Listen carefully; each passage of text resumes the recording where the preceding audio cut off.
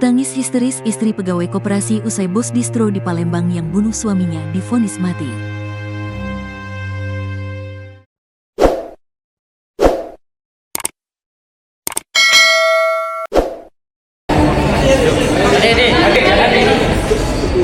Istri korban pembunuhan yang jasadnya dicor oleh Antoni CS tak kuasa menahan haru dan menangis ketika mendengar Majelis Hakim Pengadilan Negeri Palembang memvonis 3 pembunuh suaminya dengan pidana mati, Selasa, tanggal 25 Februari tahun 2025. Istri almarhum Anton Eka Saputra yang diketahui bernama Rensi menangis di ruang tunggu usai mengetahui vonis tersebut.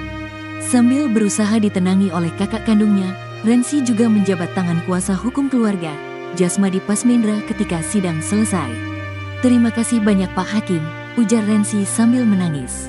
Sebelumnya ia terlihat menyimak jalannya persidangan di ruang sidang Tirta Pengadilan Negeri Palembang sambil berdiri. Namun beberapa waktu berselang Rensi mulai menangis dan berjalan sempoyongan hendak duduk. Ia menangis ketika Ketua Majelis Hakim membacakan cerita kronologis detail pembunuhan keji yang dilakukan Antoni, Pongki, dan Kelvio alias Kelvin. Lalu sang kakak langsung membawanya keluar ruangan agar tidak mengganggu jalannya persidangan. Divonis mati Majelis Hakim Pengadilan Negeri PN Palembang menjatuhkan vonis mati terhadap Antoni, bos distro otak pembunuhan Anton Eka Saputra pegawai koperasi yang jasadnya dicor, Selasa, tanggal 25 Februari tahun 2025. Tak hanya Antoni, vonis mati juga dijatuhkan terhadap 2 terdakwa lain dalam kasus ini yakni Kelvio alias Kelvin dan terdakwa Pongki. Vonis dibacakan Ketua Majelis Hakim Raden Zainal Arif dan disaksikan oleh istri, keluarga, dan rekan-rekan korban yang mengunjungi ruang sidang.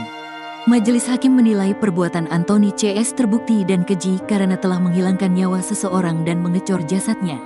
Ketiganya dijerat pasal 340 KUHP tentang pembunuhan Jo pasal 55 ayat 1. Saudara tolong berdiri, mengadili, menyatakan perbuatan terdakwa Antoni, Kelvio alias Kelvin, dan terdakwa Pongki secara sah melakukan tindak pidana pembunuhan, ujar Raden. Majelis Hakim menilai perbuatan ketiga terdakwa memenuhi unsur kesengajaan dan keji. Oleh karena itu menjatuhkan pidana mati, katanya. Vonis tersebut sama dengan tuntutan JPU yang meminta agar terdakwa dihukum mati. Vonis yang dijatuhi kepada 3 terdakwa menuai reaksi dari pengunjung sidang yang merasa keputusan hakim tepat dengan meneriakkan ucapan terima kasih kepada Majelis Hakim. Sementara ketiga terdakwa hanya terdiam dan akan mengajukan banding terhadap vonis tersebut. Dibunuh lalu dicor Anton Eka Saputra karyawan koperasi di Palembang tewas dibunuh lalu jasadnya dicor saat menagih utang ke nasabah.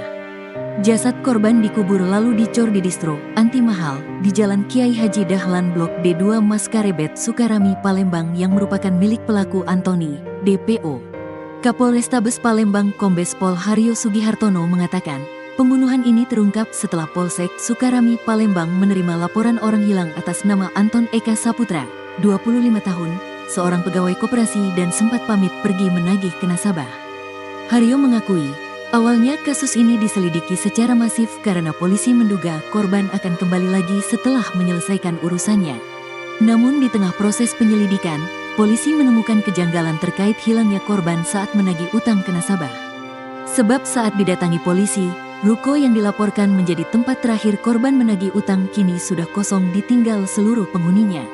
Pembantu termasuk istri dan seluruh keluarga yang tinggal di ruko ini sudah meninggalkan tempat ini, ujar Haryo saat ditemui di ruko yang menjadi TKP, Rabu, tanggal 26 Juni tahun 2024. Tepatnya ruko itu di Jalan Kiai Haji Dahlan Blok D2 Maskarebet Sukarami yang juga menjadi distro pakaian Anti Mahal. Kami menemukan kejanggalan karena setelah kami datangi, rumah, ruko, yang didatangi korban ini sudah dalam kondisi kosong, pemilik rumah tidak ada dan kami menemukan adanya bercak darah, ujarnya. Melihat itu, anggota semakin penasaran dan mencoba mengintip ke dalam ruko.